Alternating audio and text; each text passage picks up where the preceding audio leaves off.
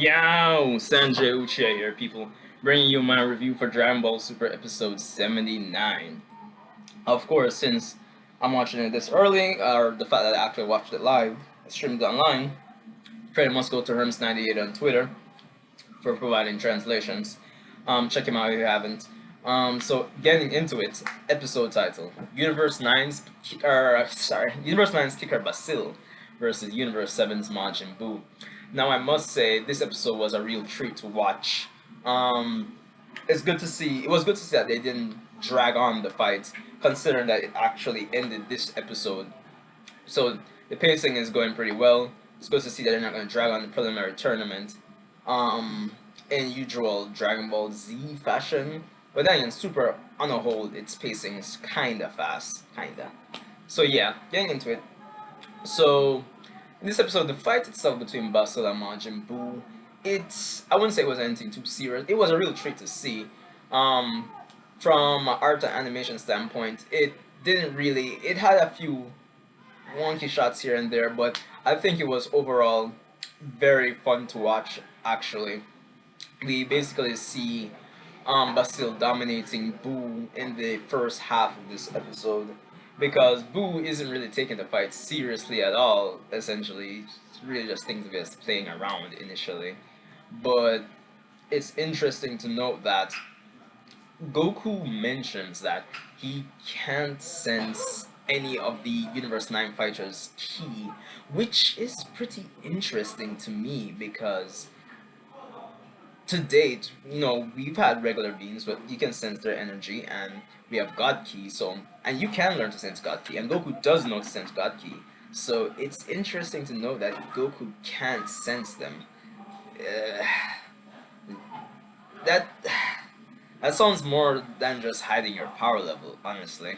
There's something at work there. And it's interesting, I'm not gonna lie. That kinda added to, I guess, the credibility of the Universe 9 fighters. And for that, I'd say that does add to the episode. Um I must say, Ro in this episode, the Universe 9 guy, is just stupid. But yeah, his characterization, it's everything you wouldn't expect from a Kai. Cause I mean, even Zamasu kind of had this. Even in with Zamasu as a villain, he was, you can still see that Kai thing about him. But Rose just his characterization it's interesting to say the least. Um, so eventually, Boo starts to fight back, and we get to see that Hercule is hurt in the crossfire of some key blast. That it's cool to see Basil using his footwork there. It kind of reminds me of Sanji from One Piece. And Hercule gets hurt in the crossfire. And because of that, really and truly, Boo really starts to take the fight. It's really seriously, honestly. And it's really after this, like, during this time that I mentioned that Goku was mentioning that thing about him not being able to sense the Universe 9 fighter's ki. Of course, Goku's gonna get hyped for this. I don't know. That's like one point dips that really stood out to me. The fact that they can't sense their ki.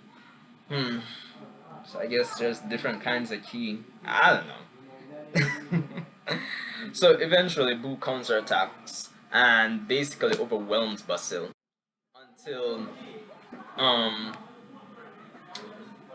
this is after Hercule gets hurt, of course. Before they were kind of on par, and after that, like, yeah, it's interesting to know that Ro throws this. I don't know if I should call it like a drug or what. I don't know, but yeah. But anyway, Ro throws some kind of drug to him. Basil eats it and he powers up. The fight continues, and we get to see some more energy blast exchanges. And it's at this point that when Boo deflects one of Basil's blasts towards Universe 11, that we find out who the Caped Crusader is, essentially. Topo. I covered it in a video I did yesterday in terms of Topo from Universe 11 of the what was Pride Fight, Pride Troopers, yeah. So it's interesting that we find out it's Topo. And of course, if you didn't hear in that video, I did mention that Topo is being considered as a candidate for God of Destruction for Universe 11. So that gives you an idea of how strong he is. Um, Eventually, at one point, I have to note that um, Boo does ring out Basil, but of course, since the Omni King isn't satisfied, sorry, the Great Priest was saying that the Daishinkan that rule's not gonna apply here, I guess, and it's interesting to note that Goku's trying to enforce the rules of the original tournaments that they have on Earth, but the Omni King and the Great Priest aren't having it. So I guess these fights will be to the death or until the next fighter can't move. So we get some cool exchanges between Basil and Boo, and I must say Basil's strength is credible. If I were to put him on a scale, he would. I think based on how he performed, I would put him above Majin Vegeta, but below Super Saiyan 3 Goku in the Buu saga, basically. Because I doubt Majin Buu, this Buu at least, has gotten any stronger since then. So yeah, if I'm wrong about that, I mean, let me know. But that's the way I see it, honestly. So eventually, Basil temporarily overwhelms Boo, a few rough kicks until Boo, he does a Kamehameha wave essentially, and really and truly, it was still surprising after this, but still eats it head on. He's pretty damaged, but he's still standing. But Ro points out that well, I don't was it Ro? I don't remember. But if you see him, so you'll know. There was a Kai, I think Elder Kai from Universe 7 points out he's reached his limit.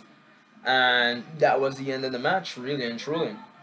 I must say, there was this, like, that usual fast fighting you get in Dragon Ball Z, the exchange between Basil and Boo. It was cool to see, but I think it could have been better. Um, but it does give you an idea of how much better I guess, the later episodes will be in terms of once they put more money into the budget for those future episodes in terms of I guess the crazier fighting scenes. So it's still a good indication of what's to come. These last few episodes have been pretty good. Um, After this, Boo goes to heals. Hercule and Lavender is up next. Of course, since he does use poison based on spoilers we got, he does ask Bergamo if he can kill his opponents. Bergamo gives him the go ahead.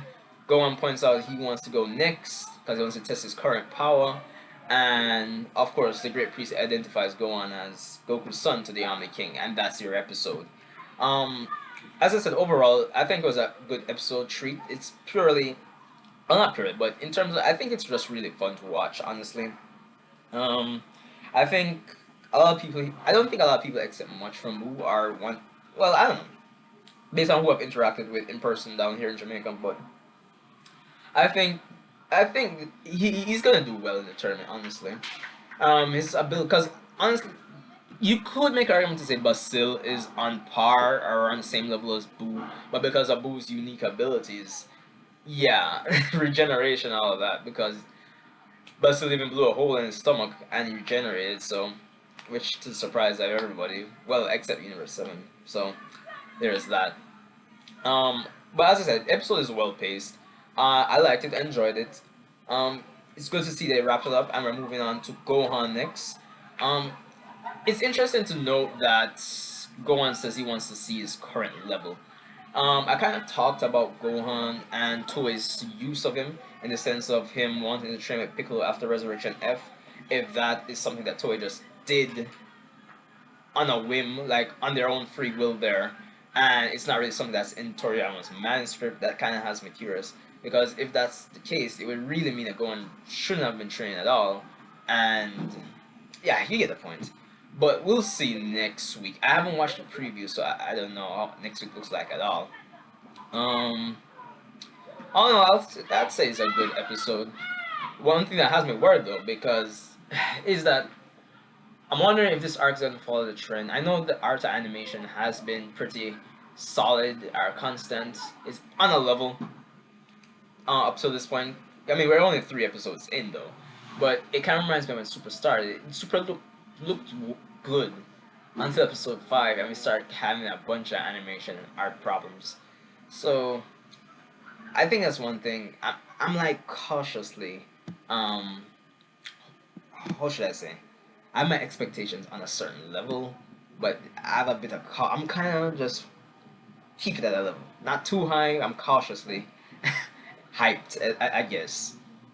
But that's it for this review, guys. Let me know what you think. If you haven't subscribed, subscribe for more Dragon Ball Super reviews and Naruto reviews and all that jazz and blues. Share this video out, comment, let me know what you thought about the episode, and I'll see you in the next one.